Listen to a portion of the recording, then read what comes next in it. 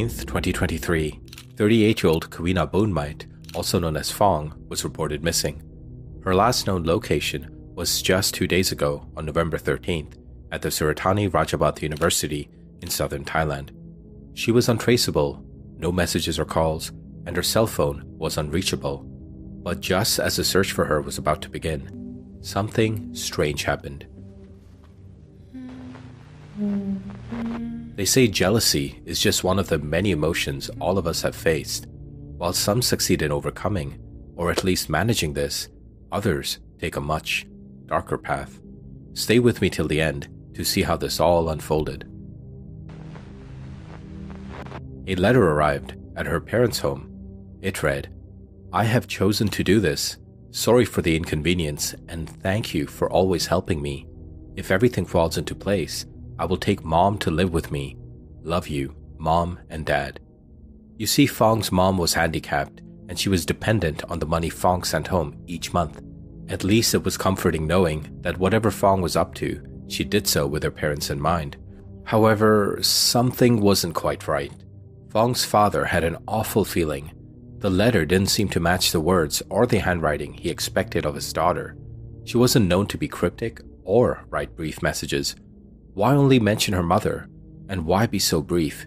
So instead, Fong's father pressed the police to search and believed this letter was bogus. His daughter was in trouble. He could sense it. He pleaded with the media, police, or anyone to come forward with information that might help find his missing daughter. Fong's husband, Por, was also distraught. He openly spoke to the media, pleading for help. Said he dropped her off at university on November 13th, where she was planning to meet some friends, but never heard from her again.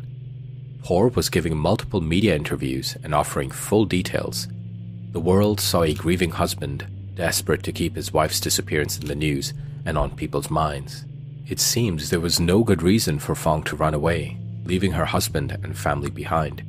She has a comfortable and successful career working for the Thai government as a senior policy analyst, a stable job with decent pay.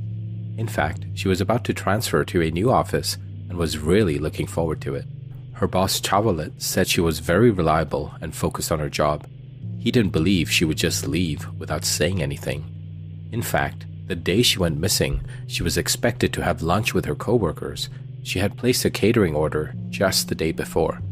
It seemed odd that someone would plan to run away from their life when they ordered lunch for their co-workers, unless this was to throw off suspicion. Nothing seemed to make any sense. There was no real motive. Also, she had 2 children she lived with, 9 and 11, who relied on her every day. Friends and neighbors described her as a friendly and dependable person.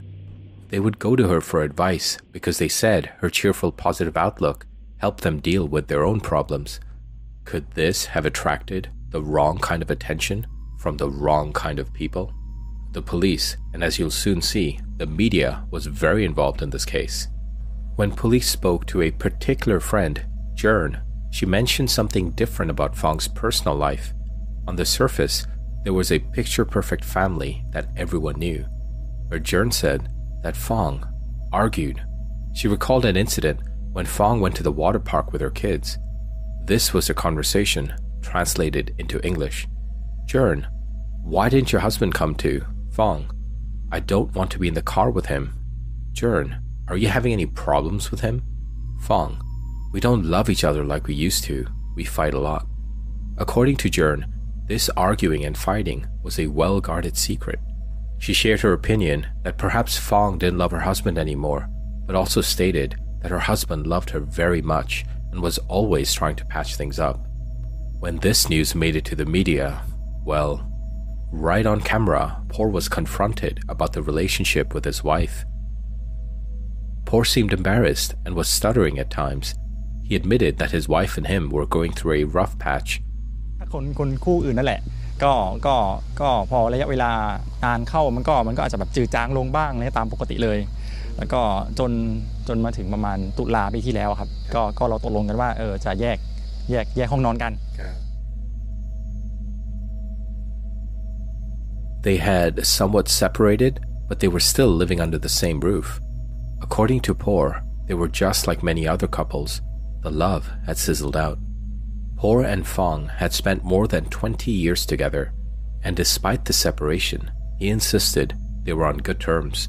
They had 3 children after all, the eldest being 18, who didn't live with them and went to university. The day he dropped her off at university was so Fong could help her friends with a thesis project. He offered to do this out of concern as it was quite late, to which Fong accepted. จะมีรถที่มารับอะครับหันหน้าจอดรออยู่แล้วเป็นรถอะไรรถเก่งครับมั่นใจรถเก่งสีเงินสีซิลเวอร์ก่อนขึ้นประตูเขาบอกว่าถ้าเสร็จเร็วจะนอนบ้านเพื่อนถ้าเสร็จช้าเดี๋ยวโทรบอกอีกทีนึง However, he doesn't recall the name of this friend, only that she needed help on the thesis. As the friend was late, the meeting would have been delayed.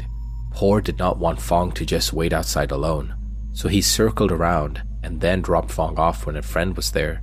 Fong mentioned to him not to worry about her and she would reach out in a day or 2. Remember this for later. It will be crucial to our story. After these messages, we'll be right back. Before we continue, kindly take a moment to hit like and subscribe to support this video. It only takes a moment and helps support me in creating these videos. Thanks in advance. Por mentioned that when he dropped Fong off, a bronze-colored car with 2 women inside picked her up. He thought nothing of it at the time, and because of this, he didn't pay attention to the license plate either. Fong is truly well-liked, including by Por's parents. When Por admitted on TV that he had separated from his wife, despite them living together, ต้นปีเขาก็เกิดเรื่องซื้อบ้านเพราะว่าเขาจะเปลี่ยนสายงานสอบใหม่ this was both news to Por and Fong's parents. It seemed only Zheng or a close group of Fong's friends knew about the separation. Everyone else was in the dark. Por's mom would often visit fortune tellers to help find her daughter-in-law. Up until then, Por and Fong's parents thought they were still together, a man and wife living under the same roof with 2 kids. But the fortune tellers didn't really help. 3 of the 4 tellers shared somber news, ranging from one end that Fong had run away with another man to another that she might already be dead. While Fong was hard to find, another person wasn't so hard to find, Por. He was giving plenty of TV interviews, comments, almost a daily occurrence to a country obsessed with finding out the truth. Many people commented on not just what he said out of his mouth, but his body language or his non-verbal communication. Por was making a lot of hand gestures, fidgeting a lot. He seemed nervous yet talkative, as if this was more of a coping mechanism for him. But it wasn't anything he said or did. Rather, it was his own mother. You see, Por's mother was also speaking on TV and to the detectives, and the version she told them was ever so slightly different than what Por had repeatedly told the media and police. According to her, Por told her that Fong wanted to hang out with friends at the university. This omission of a thesis might seem innocuous. After all, it was just a simplistic version a son would tell his mother. But the detectives, media, and practically anyone watching felt that this was something he was trying to hide. So, as it often happens in Thailand, the public and media took it upon themselves to investigate what happened that night. They collected CCTV footage from locations nearby, looking for this bronze car that Fong went into, a car that would have to pass by the university. They found no bronze car, but their search led them to something else instead. They found a red pickup truck, identical to the one Por was driving, circling the university again and again. This was quickly identified to the one owned by Por, but something still didn't add up. Because Por said he left home at 9:29 p.m. for the 40-kilometer drive to campus. Instead of going straight to campus though, he kept driving around. And instead of dropping Fong off as he said he did at 12:30 a.m., he didn't make it to campus until hours later at 2:35 a.m. That's 5 hours we're talking about, from when he left home to drop her off. It would have been much quicker to just come back home or even park in the area. Why drive around for 5 hours for a simple drop-off? But what's even stranger is that just 4 hours after he returned home, he left again. Why? Pressed on TV about this, he said he wanted to drop off a mattress at a local salvage shop. But the shop did open until at least 9 a.m. He said he knew the owner and left the mattress outside. He wanted to get rid of the mattress because one of his kids had urinated on it. When police recovered the mattress from the salvage store, they spoke to the owner. The owner, Sampan, said he was surprised that someone just wanted to discard of this mattress because it looked almost new. But he said his job was to recover the steel inside, and this was done by burning the outside layer away. But that layer did not burn easily, unlike other mattresses. He said he later learned about Fong and now believes that this was Fong's vengeful spirit wanting the truth to be preserved. Even the store owner's neighbor said that on November 17th or 18th, he reported hearing a woman's whisper near the mattress, "I'm so thirsty. Can I have some water?" He and a friend both heard it. Spooked, he lit incense and left a bottle of water, an offering for the spirit.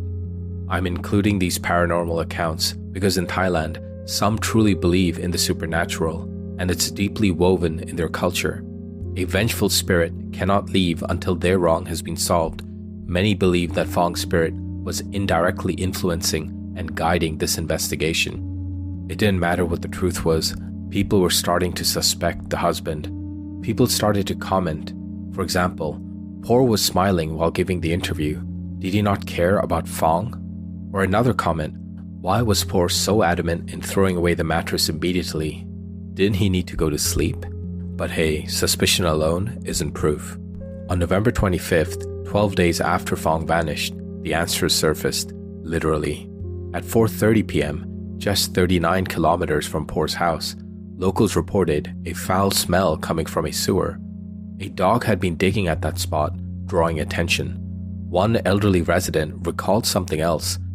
Days earlier, she saw someone pouring sand and cement in the sewer. At the time, she thought nothing of it, but now she thinks the man resembled Por. The police searched. Inside, they recovered a body covered in cement and banana leaves. The cement hadn't set, just half covered the body, and they found her. It was Fong, who was laying inside the sewage. She was face down, dressed in a brown long-sleeve shirt and black pants, the same clothes she was wearing the day she disappeared. Her body had decomposed so badly that her skull was visible, stripped of hair and scalp. With a body now, police immediately brought Por in for questioning. He repeated the same story, that he dropped Fong off to meet two friends. She was working on a thesis, but the CCTV footage from the university to the sewer told a very different story. The only vehicle captured in the area that night was Por's red pickup truck. No bronze car, no other women. Confronted with this, Por broke. He confessed. Por admitted that on the night of November 13th, he and Fong argued. He was jealous, convinced she was seeing someone else, and said she insulted him. The fight escalated. Enraged, he pushed her onto the bed and wrapped his hands around her neck and squeezed. He said this ended her life right there. Their children, just a room away, later told investigators they had heard fighting. They remembered the sound of something hitting heavy on the door. The children went up to the door, where Por told them to be quiet and go to bed, as though nothing had happened. When the house fell silent, he moved Fong into his red Isuzu TFR pickup truck. While his children slept, their mother's lifeless body lay in the passenger seat. Around 9:30 that night, he drove aimlessly, searching for a place to dispose of her, but found none. At 3 a.m., he buried Fong's body in a sewer, covered it with banana leaves before driving 39 kilometers back home. The following morning at 7:35 a.m., he got rid of the mattress, as this is where it all happened, and I suspect a lot of DNA evidence was left on it. To make himself not look suspicious, he reported Fong missing on November 15th, knowing all along where she was. Later that day, he went back to check where Fong was buried and threw away her phone and wallet at the Kop Bridge. On November 16th at 9:05 a.m., he bought 10 bags of sand and 3 bags of cement from a construction store, pouring them into the sewer to conceal Fong's grave. Convinced this would be enough, Por worked on his story to misdirect everyone. But the problem is, His plan with the cement didn't quite work out the way he expected, and now he was caught in one lie after the other. That letter that Fong's parents received, Por had asked one of his friends to write it and mail it to her parents. According to people that knew the couple, they claimed that Por was extremely jealous. The fact that she was beautiful, successful, and she was about to leave him, he couldn't deal with it. Secondly, they had some money tension. Fong had allegedly withdrawn large sums of money from their joint account. The friend claimed that this was the root of all their problems, jealousy and money. That was it. That's why they argued. That's why Por couldn't stand it when he knew Fong was about to leave him. With all this now in context, it just makes all those live television interviews all the more unsettling to watch. Now imagine you're in Por's shoes. Could you be pushed to the edge like this? Let me know in the comments and check out some of my other work on screen. See you guys next time.